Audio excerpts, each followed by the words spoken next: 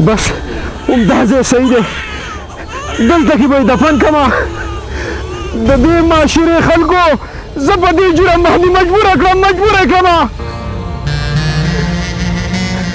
او په خپل ژوند دې ستومانه کړمه. یا الله زما سره بله لار نشته، هر څه تا ته معلوم دي تا ته هر څه. تا ته خو پته ده چې ما ځان نوی کور واغستو او زه هغې لتلی یم، خو په دې کور کې هم زما حصه ده. ما دا کور به خرڅ کړو، زما حصه به ماله راکړې او خپله حصه به ته خپله والې.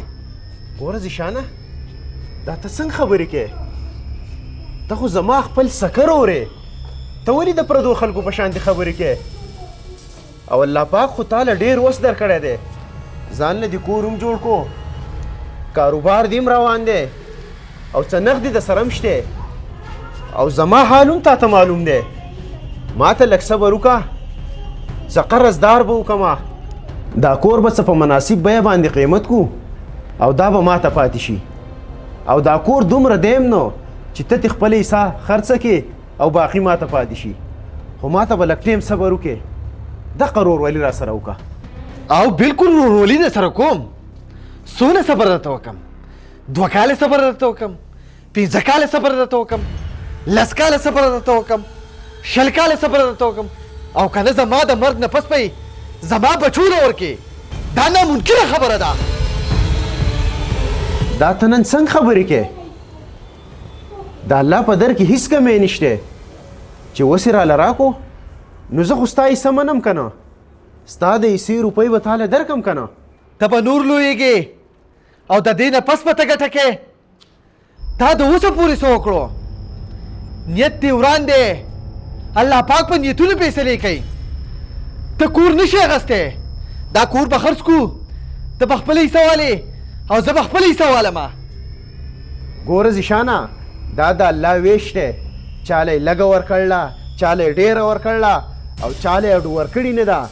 په ټینټونو کې وخت تېروي او شکر دی زما نیت ښه سپین دی، خو په نصیب کې به مې لاسه نه وي. په نصیب کې دې نه مال شته او نه نر الواج شته. الله پاک دله 4 لوریانې درکړې او چې زما په نصیب کې شته نو الله پاک راله مال راکړو او 15 ځوانان یې راکړو. ځکه خو درته یم چې د دې کور نه واوړه، په نصیب کې دې نشته دی. غلی شه زیشانه، ته ماله اوس د دې خبرې پیغور راکې چې ستا هلکان دي او زما هلکان نشته. دا هر څه د الله پاک په لاس کې دي. ستا نه دا مال جیداد هر شی اخیستی شي، د تخت نه دې په تخته هم راغورځولی شي. ماله دا قسم پیغور بیا رانه کې. سترګې مه راوباسه، زه یې نه درکې، ځکه پیغور در کومه. د یو کس سره مې خبره کړله، انشاءالله تعالی بله ورځ به کور خرڅوم، ته به خپله حصه والې او زه به خپله حصه والمه او لاړم دنه. ته به مې د لوڼو له پیغوره خلاصه کړې وې، ځکه خدای وې ما پاپا مونږ ته د هلکانو کپیاز و چې چاچا تاسو ته نه کارېږي. هوا شنه جوړه کړې. داسې خبرې مه کوئ زویا، تاسو ما ته د دې ټولې دنیا نه ښایسته یې زویا، تاسو زما د زړه غوښې یې زویا، تاسو ما ته د 100 ځوانانو نه هم غوره یې. تاسو به دقه د جینکو جامې اچوئ ښه زویا؟ صحیح ده؟ مه خفه کېږئ. کله چې موږ ته اطلاع وشوه چې د شیر رحمان زوی وشو او زما وراره وشو، نو زه د خوشحالۍ نه په جامو کې نه ځایدم او ډېر زیات خوشحاله شوم. بیا مې ټیم ته نه دي کتلي، د دنیا چې څه کاروبارونه وو هغه مې ټول په هغه ځای داسې پرېښودو او د جاز ټکټ مې واخیستو او یو برور ته مې وویل چې زه ډېر خوشحاله یم چې زمونږ وراره وشو. زه چې زه سوات ته او چې کله دې سوات ته راغلو او په تا باندې مې سترګې ولګېدې نو نور هم ډېر زیات خوشحاله شوم. لالا دومره خوشحاله وم چې په جامو کې نه ځایدم. ما دا جاز به کله روانېږي چې سوازخیل ته سر ورسو؟ الله دې ستاسو قدر وکړي زما ورونو. خو تاسو ته زما د زړه پته شته زه د خپل زوی نه ستاسو په راتلو ګورې ډېر خوشحاله یم. ولې چې اولاد بیا پیدا کېږي خو دا بی راوړي بیا نه پیدا کېږي. او زما د خدای تعالی په دې لویه دنیا کې نور څوک دي خو تاسو دغه دوه ورونه مې یئ. زما د زړه سرونه یې او چې زما په سر کار کېږي نو دا به د نه مني نه یي. الله دې تاسو قدر وکړي چې تاسو زما خواله راغلی. خدای پاک دې زموږ د اتفاق د بدو سترګو وساتي. خدا راته ووایه وروره چې نن سبا د سواد د صحبت څه رواج دی چې دا صحبت موږ په خپلو لاسونو ورکو. د سواتو خو بس د هر سړي پورې خبره ده. د خپل وس مناسب څوک روپۍ ورکوي څوک نن پلي ورکوي. نو بس چې ستاسو څنګه خوښئ هغه زما خوښه ده. محمد علي موږ به دواړه کوو، هم به نیم بلي ورکوو او هم به روپۍ ورکوو. زما هم داسې خوښه ده.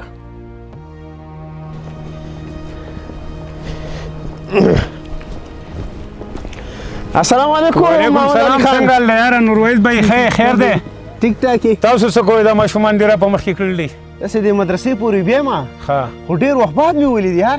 داسې راته ښکاري چې ته هم نه خبر. زمونږ هغه ورور له الله پاک زوی ورکړل دی او موږ په هغه خوشحالۍ کې د کراچۍ نه سوات ته راغلو. بس ته زمونږ د صحبت څه پروګرام دی چې د خپلې ماشومانې ټولې راولېږې نو ډېره د خوشحالۍ موقع ده. پاپا څنګه روشه موږ به هم صحبت کړی و. ارمانونه بشل خاورې پاپا زما ورور وی نو ما به صحبت کړی وم.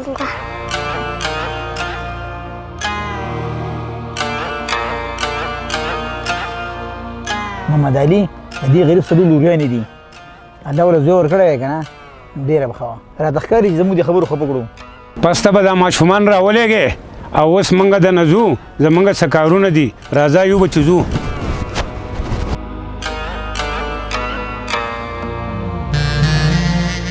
بچیا د الله په در کې هیڅ کمی نشته. تاسو دواړه الله پاک ته دعاګانې کوئ وایي یا الله موږ له ښکلی رور راکې. الله پاک د ماشومانو دعاګانې ډېرې زر قبلوي. صحیح ده زویه؟ الله به تاسو له ښکلی رور درکړي او بیا به خلک 3 ورځې صحبت کوي او موږ به پوره 1 هفته صحبت کوو. ښه زویه؟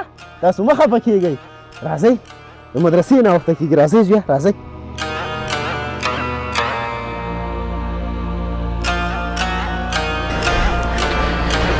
شفیقه ته رالې څه وشو؟ او رالم نورواده بس الله پاک ته لور درکړه. مبارک شه.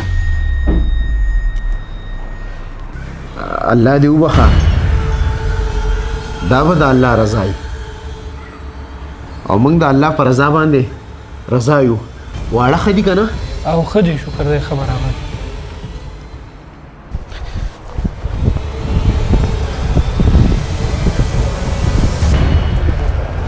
هلکه نورویده مبارک شه مبارک شه. زه خو مبارکۍ له کور ته درتلم خو الله پاک په لاره کې راکړې. خبر شومه وایي 5 شېره مې وشو. چا راته په لاره کې وې وایي د نور واحد 5 لور وشوه. هلکه مړه خو په څه کوې نو د الله ورکړه ده صبر کوه نو. ګوره زیشانه زما پړه کې د پیغور دا چړې نورې مه خښوه او دومره تکبر مه کوه. الله پاک چې څه کوي نو د خپل انسان د خیره یې کوي. ته ولې زما نه نه قلاریږې؟ دقه خو زه ویم که نه چې الله پاک انسان ته ګوري او هغه شان یې ورسره کوي لکه څنګه چې ستا سره وکړه او څنګه چې زما سره کوي. او بلې اوس مې د 1 کروڑ روپو بیه وکړه. د 1 کروڑ روپو. ځه ځه ځه ته زما کامیابي نشي برداشت کولی. ته به مې د لوڼو له پیغور اخلاص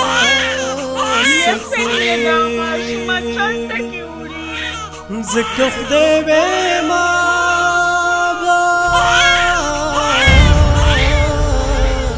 بس همدا ځای صحیح دی. دلته کې به یې دفن کړمه. د دې معاشرې خلکو زه په دې جوړه مجبوره کړمه او په خپل ژوند دې ستومانه کړمه. یا الله زما سره بله لار نشته. هر څه تا ته معلوم دي تا ته هر څه.